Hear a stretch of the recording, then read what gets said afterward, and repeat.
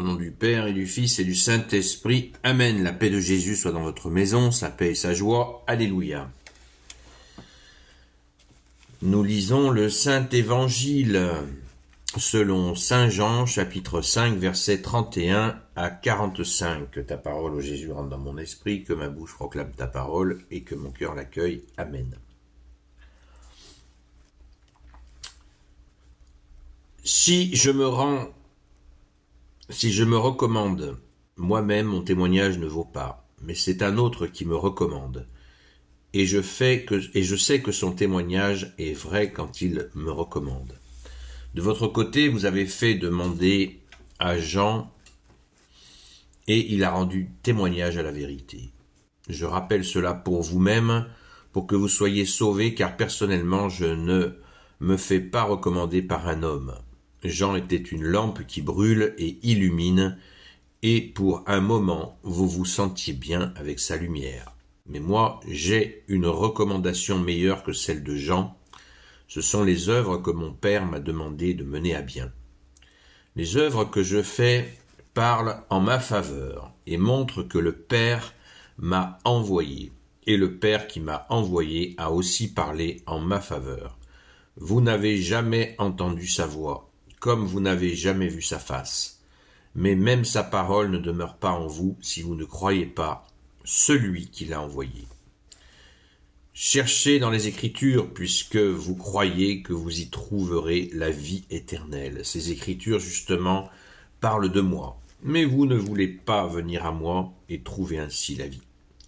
Je ne cherche pas une gloire humaine, mais je sais qu'il n'y a pas d'amour de Dieu en vous, car je suis venu au nom de mon Père, et vous ne me faites pas accueil.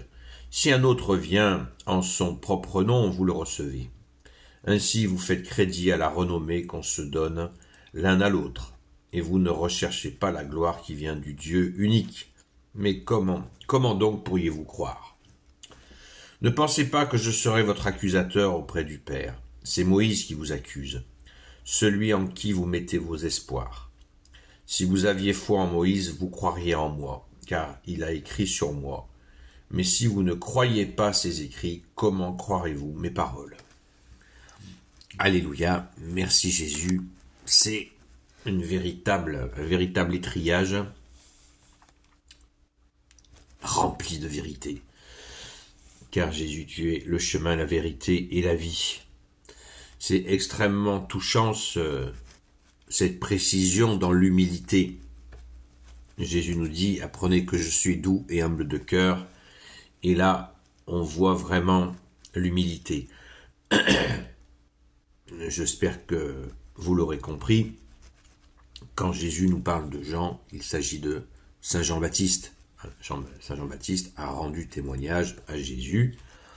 Il l'a bien montré comme le Messie, celui qui venait dans le monde. Il l'a clairement nommé et il s'est fait tout petit face à Jésus. Le dernier des prophètes qui accueille Jésus, le Christ Jésus, le Messie, le Fils unique de Dieu, a bien été annoncé par Saint Jean-Baptiste. Jusqu'à son paroxysme, puisque quand Jésus est descendu dans les eaux du baptême, eh bien, dans le baptême du Jourdain, le baptême de Saint Jean-Baptiste, c'était pour manifester la Sainte Trinité, puisque le Père a dit à ce moment-là, celui-ci est mon Fils, en lui est toute ma confiance, écoutez-le.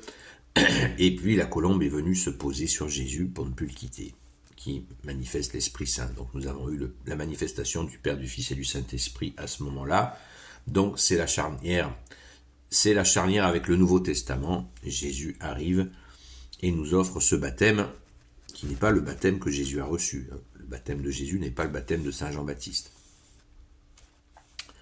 Donc, Jean était une lampe qui brûle et illumine, mais pour un moment. Vous vous sentiez bien avec sa lumière, mais moi j'ai une recommandation meilleure que celle de Jean, ce sont les œuvres que mon Père m'a demandé de mener à bien. Mais ces œuvres, c'est effectivement la lumière. Jésus est la lumière lui-même. Comme le dit, nous lisons l'évangile de Saint Jean, comme le dit Jésus lui-même en début d'évangile selon Saint Jean. Les œuvres que je fais parlent en ma faveur et montrent que le Père m'a envoyé. On le répète sans cesse, aucun prophète n'a fait d'œuvre du niveau de Jésus, ce qui montre bien sa nature divine.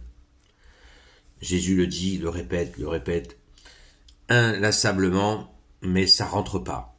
Ils ne veulent pas entendre la divinité de Jésus, ça les met hors d'eux, ça passe pas. Merci Jésus, nous ça passe bien. Ça passe très très bien, merci Jésus. Je ne cherche pas une gloire humaine, mais je sais qu'il n'y a pas d'amour de Dieu en vous. Waouh! Jésus sonde les cœurs et les reins, vous vous rendez compte la puissance. Il n'y a pas d'amour, c'est ce que je vous ai dit hier, regardez la vidéo d'hier, sur les humains, quand ils se coincent dans leur cerveau, ils sont capables du pire. Il n'y a pas d'amour, il n'y a pas d'amour en vous, il n'y a pas d'amour de Dieu en vous. Ils ont lâché l'amour de Dieu pour des règlements. Je répète encore et encore. Moïse, pourtant il s'en prévalent de Moïse, a reçu 10 commandements d'amour. Et entre Moïse et ce face-à-face avec Jésus, ils ont créé 613, enfin moins 10, 603 commandements. Où est l'amour là-dedans? C'est pas de l'amour de Dieu, ça. C'est des trucs humains. C'est des trucs humains rajoutés qui sont des outils de contrôle sur les hommes. C'est du pouvoir. Et le pouvoir sans amour, c'est quoi? Ça n'a rien à voir avec Dieu. Il n'y a aucun lien avec Dieu dans un pouvoir qui n'est pas avec Dieu. Quand on est avec Dieu, c'est pas le pouvoir, c'est l'amour. Et c'est ce que Jésus leur dit. Vous n'avez pas l'amour de Dieu. Ouf. Alors, Jésus cite dans les Écritures, on le disait d'ailleurs hier dans le direct, une personne nous a gentiment proposé de lire Isaïe. Isaïe, 740 ans, entre 700 et 740 ans avant la venue de Jésus, a annoncé Jésus. Vous pouvez le lire, c'est au chapitre 53 d'Isaïe, chapitre 3 à 5. Vous verrez la description que fait Isaïe de la venue de Jésus. C'est extrêmement touchant. Et bien d'autres l'ont annoncé. Le prophète Daniel, c'est lui qui a dit « Je vois comme un fils d'homme ». Il a eu un rêve. Et il dit « Je vois comme un fils d'homme ». Et Jésus, qu'est-ce qu'il a fait en arrivant immédiatement dans son début de vie publique? Il dit « Je suis le fils de l'homme ». Voilà. Fils d'homme, il fallait que ça soit, revoir encore la vidéo d'hier, que ça soit Dieu incarné qui parle à travers un homme. Très très important, puisque les hommes n'arrêtaient pas de râler en disant que Dieu ne pouvait pas comprendre la condition humaine. Et bien Dieu s'est fait homme. Merci Jésus, alléluia. Et on peut réfléchir un petit peu sur le final, cette description terrible. Ne pensez pas que je serai votre accusateur auprès du Père. Jésus va jusque-là, merci Jésus. C'est Moïse qui vous accuse, celui en qui vous mettez vos espoirs. Si vous aviez foi en Moïse, vous croiriez en moi, car il a écrit sur moi. Mais si vous ne croyez pas ses écrits, comment croirez-vous mes paroles? On en parlera un de ces quatre, de ce qu'a dit Moïse à propos de Jésus, toujours. Je vous ai dit, Isaïe, Daniel, Ézéchiel aussi a annoncé Jésus, et Moïse aussi, et je ne l'ai pas en mémoire. Ce serait intéressant de le chercher et de le trouver, merci Jésus. Donc Moïse, nous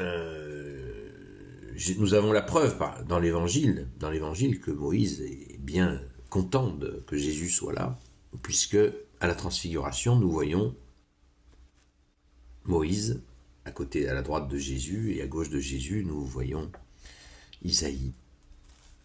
Nous voyons Élie, pardon. Nous voyons Élie qui représente les prophètes et Moïse qui représente la loi.